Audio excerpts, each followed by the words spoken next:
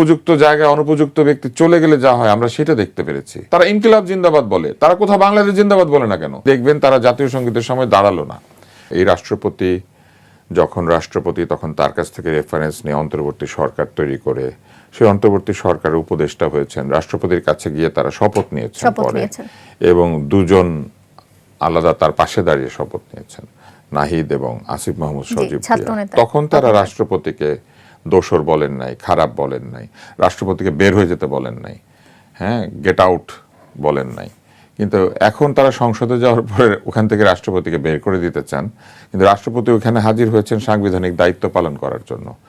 এর আগে রাষ্ট্রপতি সংবিধানে নাই এমন জিনিস আদালত থেকে রেফারেন্স নিয়ে তাদের জন্য করে দিয়েছেন, তখন রাষ্ট্রপতি ভালো ছিল। আর এখন সংবিধানে আছে সেই জিনিস রাষ্ট্রপতি করতে গেলে তাদের ভাল লাগে না। মূলত তারাই বাংলাদেশের সংবিধানটাকে ছিঁড়ে করে নষ্ট করতে চান। তারা এই সংবিধানকে বিভিন্ন সময় মানে আপনার কাছে কি কোন কারণে মনে হয় যে তারা শুধু ক্ষমতার লোভের জন্য অপেক্ষা করছিলেন, তাদের লোভের ব্যাপারে শপথ পড়লে তারা উপদেষ্টা হতে পারবেন সে কারণে? না, মানে আমি আপনাকে লোভের বিষয়টা অন্যভাবে বলি। এদের আচরণের মধ্যে অনেক স্ববিরোধিতা আছে। এদেরকে ধরে নিয়ে প্রহার করেছিল কে? হারুনের ভাতের হোটেল। হারুনের বিরুদ্ধে একটা কথা বলে, আপনি বলেন তো? খুব একটা শোনা যায় না। খুব একটা শোনা যায় নাকি? হারুনের বিচার দাবি করে, হারুনকে ফেরত আনতে বলে, কিন্তু হাসিনাকে ফেরত আনতে বলে। দুজনের নামে হ দিয়ে, কিন্তু ওদের হাসিনাকে ফেরত আনতে বলে, কিন্তু হারুনকে ফেরত আনতে বলে না। অথচ আবার বলে হারুন নাকি পিটাতো, পিটায় আবার দেখাতো, এসব বলে। এদের সমস্ত বিরোধিতা হচ্ছে এদের স্বার্থ দিয়ে পরিচালিত। আমরা যখন এই আন্দোলনটা শুরু হয় তখন ভেবেছিলাম যে এই আন্দোলনটা জনস্বার্থে হচ্ছে, কিন্তু আমরা দেখলাম এটা জনস্বার্থে নয়, এটা ঘনস্বার্থে হচ্ছে। ঘনস্বার্থটা কি? Concentrated interest based on their personal needs. তারা তাদের ব্যক্তিগত আয় উন্নতি, ব্যক্তিগত লক্ষ্য অর্জনের জন্য আন্দোলনটাকে ব্যবহার করেছেন, এবং সেই লক্ষ্যে যেই যেখানে বাধা হচ্ছে তারা তার বিরুদ্ধে বিষোদ্গার করছেন। এদের সমস্ত বিষোদ্গার, সমস্ত যে প্রতিবাদ, সমস্ত যা কিছু আপনি দেখবেন সব তাদের স্বার্থ দ্বারা তাড়িত। তারা তো এখন তাদের লক্ষ্যে পৌঁছেছে না, তাদের লক্ষ্যে তারা পৌঁছায় নাই।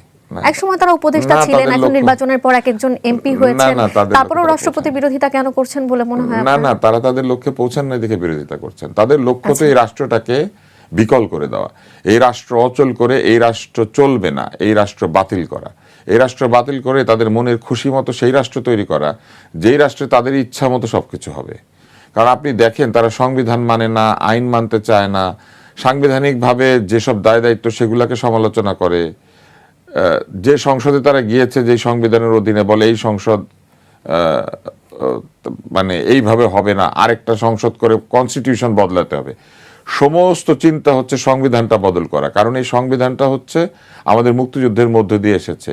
এই সংবিধানের কারণে আজকে আমাদের সেনাবাহিনী, নৌবাহিনী, বিমান বাহিনী, এই সংবিধানের কারণে আমাদের আদালত, এই সংবিধানের কারণে আমাদের ব্যুরোক্রেসি, এই সংবিধানের কারণে আমাদের বাংলাদেশে যে প্রচলিত আইন সেটি, এই সব কিছুকে বাতিল করে দিয়ে তারা তাদের নিজের মনের ইচ্ছা মতো কথাবার্তা বলতে চায়। আপনি দেখবেন তারা জাতীয় সংগীতের সময় দাঁড়ালো না। তারা কি বলার চেষ্টা করলো, বললো তারা শুনতে পায় নাই, তখন হট্টগোলে ব্যস্ত ছিল। জাতীয় সংগীত এই হট্টগোলের মধ্যে বাজানো হলো কেন? এরা এইটা পর্যন্ত জানে না যে রাষ্ট্রপতি যখন কোথাও প্রবেশ করেন, ওনার প্রবেশ থেকে জাতীয় সংগীত বাজতে শুরু করে, এবং এইটা যখন উনি গিয়ে তার আসন বরাবর দাঁড়াবেন তখন জাতীয় সংগীত শেষ হয়। It is timed. এখন আমি আপনাকে একটা জিনিস বলি, যে জীবনে মনে করেন কোনো একটা জিনিস দেখে নাই, জানে না, শোনে না, কোনো অভিজ্ঞতা নাই, তার পক্ষে কিন্তু এটা জানা সম্ভব না যে রাষ্ট্রপতি কোথাও ঢুকলে প্রোটোকল অনুযায়ী এই জাতীয় সংগীত কখন থেকে কখন পর্যন্ত বাজবে, এবং রাষ্ট্রপতি গিয়ে তার আসনের সামনে যখন দাঁড়াবেন জাতীয় সংগীত শেষ হবে, উনি বসার পরে সবাই বসবেন। এটা হচ্ছে নির্ধারিত নিয়ম। সেই নিয়মের তারা জানে না। তারা ভেবেছে এইটা টিএসসির সামনে যে চায়ের দোকান টং, আর টিএসসির সামনে যে চত্বর, সংসদ হচ্ছে সেই জায়গা। সংসদ তো সেই জায়গা না। উপযুক্ত জায়গায় অনুপযুক্ত ব্যক্তি চলে গেলে যা হয় আমরা সেটা দেখতে পেরেছি। তারপরে তারা কি করলেন, জাতীয় সংগীতের সময় তো তারা দাঁড়ালেই না, পরে তারা বিভিন্ন মিডিয়াতে এসে তাদের সমর্থকরা এসে বলার চেষ্টা করছেন ধর্মে নাই, মানুষের সামনে মানুষ দাঁড়াবে, আবার জাতীয় সংগীত বাজলে দাঁড়াবে কেন? ওই ধর্মে নাই, যেসব দেশে বিরাট বিরাট ধর্মের বড় বড় স্থান, সৌদি আরবের বাদশাহ তার জাতীয় সংগীত বাজলে দাঁড়ায় কিনা গিয়ে জিজ্ঞেস কর, ওইটার টাকা দিয়ে তো চলে বহু দল বাংলাদেশে। তুরস্কের প্রধানমন্ত্রী, সৌদিতে কিন্তু অনেক মূর্তিও আছে, হ্যাঁ, তুরস্কের প্রেসিডেন্ট তার জাতীয় সংগীত বাজলে দাঁড়ায় কিনা জিজ্ঞেস কর। তো সেগুলা উত্তর দিতে পারে না। মুশকিলটা কি জানেন? কুয়ার মধ্যে থাকলেও হতো। কুয়ার ব্যাঙেরও একটা জীবন আছে। সে মনে করে ওইখানে পানি আছে, ওইখানে কুয়ার একটা দেয়াল আছে, এই কুয়ার দেয়ালের উপর দিয়ে একটু আকাশ দেখা যায়। এরা আছে 10-20 হাজার ফুট মাটির নিচে। এদের জীবনে আলো নাই, অন্ধকার নাই, আশেপাশে কি আছে কোনো ধারণা নাই। এমন এই ধরনের জ্ঞান বুদ্ধি নিয়ে তারা এসে কথা বলছে, এবং আমাদের গণমাধ্যমের এত করুণ দশা যে এইগুলিকে আবার দেখিয়ে এক ধরনের মানুষের কাছে পপুলার হওয়ার চেষ্টাও আছে। এইবার আসেন, তারপর তারা কি করলো, তারা প্ল্যাকার্ড বের করলো সংসদের মধ্যে। এটা কি স্টেডিয়াম, ম্যারিমি আফ্রিদি? ওইখানে তারা এটা বের করবেন? ওইখানে তো তাদের উপযুক্ত জায়গা আছে, এটা সংসদ। সংসদে দাঁড়িয়ে তারা স্পিকারের কাছ থেকে অনুমতি নিয়ে রাষ্ট্রপতির ভাষণকে ধোলাই করার ক্ষমতা তারা পারেন। রাষ্ট্রপতির ভাষণের উপর ধন্যবাদ জ্ঞাপনের সেশন হবে না, সেই সেশনের মধ্যে রাষ্ট্রপতির ভাষণকে তারা নিন্দা জানাতে পারবেন, সেখানে সমালোচনা করতে পারবেন, সবকিছু করতে পারবেন। তারা প্ল্যাকার্ড দেখিয়ে রাষ্ট্রপতিকে বের করে দেবেন। রাষ্ট্রপতিকে বের করে দিলে নতুন যে রাষ্ট্রপতি আসতো এই ভাষণটাই দিত, কারণ শেখ হাসিনা আইন করে গিয়েছেন, নিয়ম করে গিয়েছেন। রাষ্ট্রপতির ভাষণ মন্ত্রিসভা দিয়ে অনুমোদিত হতে হয়। রাষ্ট্রপতি কি বলবেন এইটা মন্ত্রিসভা পরীক্ষা করবে, তারপরে তারাও এখানে কাটাছেঁড়া করতে পারে। মন্ত্রিসভা মূলত একটি সম্পাদক মণ্ডলীর সভা রাষ্ট্রপতির ভাষণের। সেই আইনের কারণে যা লিখে দেওয়া হবে রাষ্ট্রপতিকে, অথবা যা অনুমোদিত করা হবে, অনুমোদন হবে, সেটাই রাষ্ট্রপতি বলবেন। যে কারণে রাষ্ট্রপতি আওয়ামী লীগের সরকারের সময় যে বক্তৃতা দিয়েছেন আর বিএনপি সরকারের সময় যে বক্তৃতা দিয়েছেন, দুইটা আলাদা আলাদা। রাষ্ট্রপতি তার দায়িত্ব পালন করেছেন, কিন্তু এরা কিন্তু এগুলো জানে না। এরা মনে করছে প্ল্যাকার্ড দেখে তাকে বের করে দিলে আরেকজন রাষ্ট্রপতি আসবে, সে এসে নতুন বক্তৃতা দিবে। এই বক্তৃতা দিত, এইটাই দিত। আপনি কি এটাকে অভিজ্ঞতার যে ল্যাকিংস বা অভিজ্ঞতার অভাব হিসেবে ধরছেন নাকি? এটা স্বার্থান্বেষী মহলের যে ধরনের চেষ্টা থাকে, সেটা মাঠ গরম করবে, গন্ডগোল করবে। স্বার্থ তো অন্য জায়গায়। সংবিধান বিকল করতে হবে, রাষ্ট্র বিকল করতে হবে, রাষ্ট্রপতি বিকল করতে হবে, সরকার বিকল করতে হবে। তারপরে কোথাও বসে তারা সংবিধান লিখবেন এবং তারপরে সেটা। এই মুহূর্তে তাদের উদ্দেশ্য কি হতে পারে? কারণ তারা তো রাষ্ট্রপতির কাছে শপথ নিলেন, শপথ নেবার পরে আবার সংসদে এসে ভাষণ শুনবেন না, বা ভাষণের আমি উদ্দেশ্য না বলি, আপনি যে কোনো কিছুর অতীত বিশ্লেষণ করবেন। এরা থানায় যায়, থানা থেকে অপরাধীকে মুচলেকে দিয়ে ছাড়িয়ে আনে। থানায় যায়, থানায় গিয়ে যার নামে মামলা নাই তাকে বন্দি করতে বলে। তার মানে আইনের প্রতি এদের শ্রদ্ধা নেই। এরা সব হত্যার বিচার চায়, কিন্তু পুলিশ হত্যার বিচার চায় না। পুলিশকে মারলো সেটা দায় পর্যন্ত নিয়ে ফেলে, আবার বলে যে সবকিছুই তারা আইনের শাসন চায়। থানায় গিয়ে নিজের মুখে স্বীকার করেছে, থানায় গিয়ে নিজের মুখে একজন স্বীকার করেছে। হ্যাঁ, আচ্ছা, আবার দেখেন আমাদের পুলিশের কি অবস্থা। পুলিশ তার নিজের হত্যার তদন্ত করে না। আমার হত্যার তদন্ত সে কেমনে করবে? হাদি হত্যার তদন্ত সে কেমনে করবে, যে তার নিজের হত্যার তদন্ত করতে পারে না?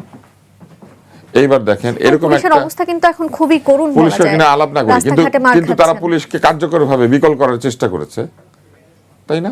আচ্ছা, তা আইন মানে না, পুলিশকে বিকল করে। সংবিধান মানতে চায় না, সংবিধান ছুঁড়ে ফেলে দেয়। প্রেসিডেন্টকে মানে না, প্রেসিডেন্টকে বের হয়ে যেতে বলে। প্রেসিডেন্ট তাদের ইচ্ছা মতো যাকে বলবে তাকে শপথ গ্রহণ করাতে পারবে। প্রেসিডেন্ট তাদের ইচ্ছা মতো অধ্যাদেশ জারি করতে পারবে 133টা। ওই 133টা অধ্যাদেশ আবার এই সংসদকে পাশ করাতে হবে। কিন্তু এই প্রেসিডেন্টকে তারা আবার চায় না। এই প্রেসিডেন্ট কথা শুনতেও তারা রাজি না, কিন্তু সই দিলে রাজি আছে। কারণ ওই যে বলে দিয়েছে যেটা সেটা করেছে। এই প্রেসিডেন্ট ওনারা যেমন বলে দিলে অধ্যাদেশ দিয়েছে, এই প্রেসিডেন্ট যেমন ওনারা বলে দিলে পরে জুলাই আদেশে সাইন করেছে, ওই একই প্রেসিডেন্ট সরকার বলে দিয়েছে, এসে বক্তৃতা দিয়েছে। কিন্তু তারা চায় যে তাদের কথা অনুযায়ী সবকিছু চলবে। তাদের কথা অনুযায়ী চলতে গেলে ভোটে জিততে হবে, সেই ভোটে জিতে তাদেরকে সেই জায়গা থেকে পৌঁছাতে হবে, মানুষের কাছ থেকে সেই রায় নিতে হবে। তারা সবসময় বলেছে তারা জনগণের অভিপ্রায়, তারাই নাকি জনগণের অভিপ্রায়। তাহলে জনগণের অভিপ্রায় তারা ভোট পায় না কেন? যারা জনগণের অভিপ্রায় এত শক্তিশালী, তারা একা দাঁড়ায় না কেন ইলেকশনে? তারা একা দাঁড়িয়ে কেন জিততে পারে না? তাদেরকে কেন একটা বড় দলের পিঠের মধ্যে ডাসপোকা হইতে হয়?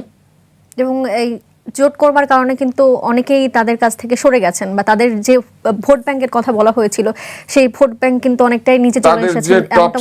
তাদের যে টপ স্টার তাসনিম জাহরা, উনি তাসনিম হারা হয়ে গেলেন এবং তারপর উনি হেরে গেলেন, ওখান থেকে বের হয়ে গিয়ে উনি জিতলেন না। এবং উনি যে জিতলেন না সেটা নিয়ে তাদের কোনো দুঃখ নাই, তাদের কোনো সমবেদনা নাই। একজন তাদের সঙ্গে এত বছর রাজনীতি করেছে, 1 মাস আগে বেরিয়ে গিয়েছে। আপনি আপনার বন্ধু যদি এইভাবে দাঁড়াতো, আপনি কি করতেন বলেন তো? অবশ্যই এটা নিয়ে চিন্তিত হতাম। হ্যাঁ, কিন্তু তাদের কাছে বন্ধুত্ব বলেও কিছু নাই। তাদের কাছে যা আছে তা হচ্ছে পার্মানেন্ট অ্যান্ড পারপেচুয়াল ইন্টারেস্ট। এটা স্থায়ী এবং এটা পুনরাবৃত্ত হচ্ছে।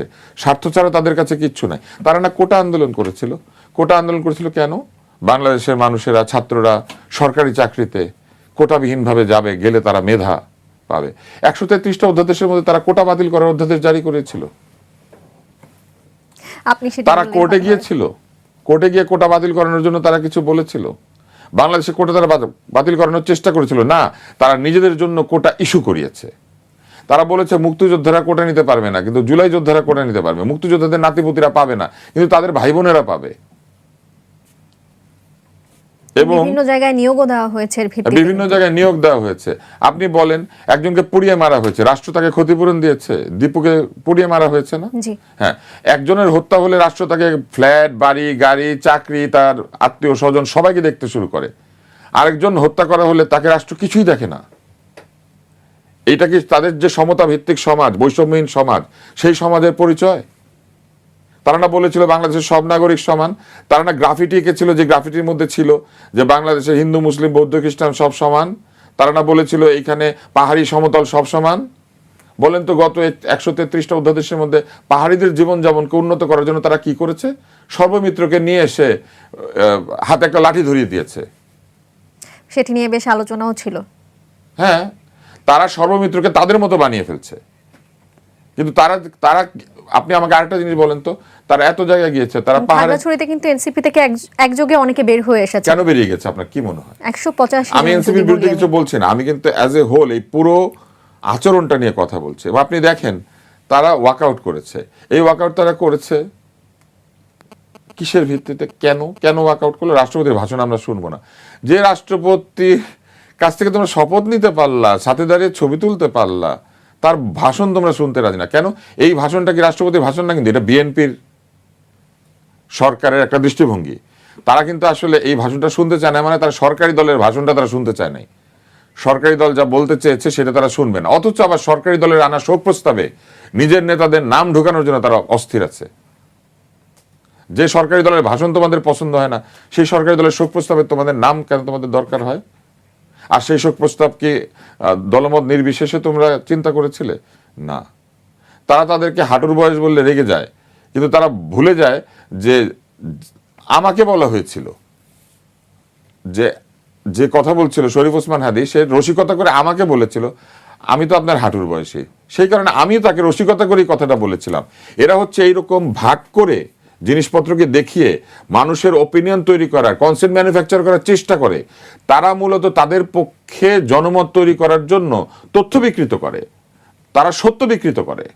তারা সারাক্ষণ বলার চেষ্টা করেছে এই সংবিধান অন্যের লিখে দেওয়া, এই মুক্তিযুদ্ধ আমরা করি না, এই মুক্তিযুদ্ধ নাকি আমাদেরকে কেউ করিয়ে দিয়েছে, এই যুদ্ধ নাকি ভারত আর পাকিস্তানের মধ্যে যুদ্ধ ছিল। আপনি দেখেন তাদের প্রত্যেকটা কথা, শুধু বিবেচনা করেন। এবং আরেকটা প্রশ্ন আমি সব জায়গাতে তাদেরকে করেছি, সেটা কি? তারা ইনকিলাব জিন্দাবাদ বলে, তারা কোথাও বাংলাদেশ জিন্দাবাদ বলে না কেন? তারা বাংলাদেশের জয়ধ্বনিটা কি সেটা বলে না কেন? তাদের নিশ্চয় একটা কোনো জয়ধ্বনি আছে। আওয়ামী লীগ বলে জয় বাংলা, বিএনপি বলে বাংলাদেশ জিন্দাবাদ, তোমরা কি বলো? ইনকিলাব জিন্দাবাদ আপনি ইন্ডিয়াতে গিয়ে বলবেন, আপনার সাথে 5 জন বলবে ইনকিলাব জিন্দাবাদ, কারণ বিপ্লব যেখানে আছে, ইনকিলাব যেখানে আছে, তারা সেটা বলবে। পাকিস্তানে গিয়ে বলেন ইনকিলাব জিন্দাবাদ, বলবে। It is a world wide slogan, এটা আপনি যে কোনোখানে গিয়ে দিতে পারেন, ইনকিলাব থাকুক অথবা না থাকুক।